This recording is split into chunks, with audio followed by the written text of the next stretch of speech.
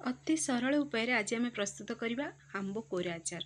तो प्रथमे आम आंबर चोपा को बाहर करदे गोटे ग्रेटर नवा ग्रेटर साहाଯ୍य आंब को भलसे टिके कोरीदे।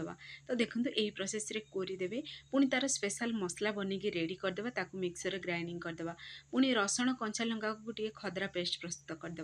गोटे आम पेन रे तेल गरम करदे तेल गरम हो सारा पर गोटे बाउल को बाहर करदे रसुण कंचा लंका से एड कर भलसे टिके मिक्स करदे पुणी से एड करदे आम लंका गुंड स्वाद अनुसार देवे लुण पुणी से जो स्पेशल मसला बनई से मसला को एड कर पुणी थे भलसे टिके मिक्स करदे। मिक्स हो सारा पर आंब जो कोरिकी रखी पूरा चिपुड़ी तार पानी को बाहर करी आम आंब को से एड करदे।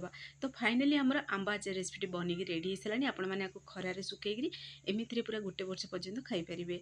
तो फ्रेंड्स आपको जब वीडियो पसंद आसो लाइक शेयर सब्सक्राइब करने को जमार भूलुनी। जदि लंग वीडियो देखा चाहते तले वीडियो ऑप्शन क्लिक करूँ।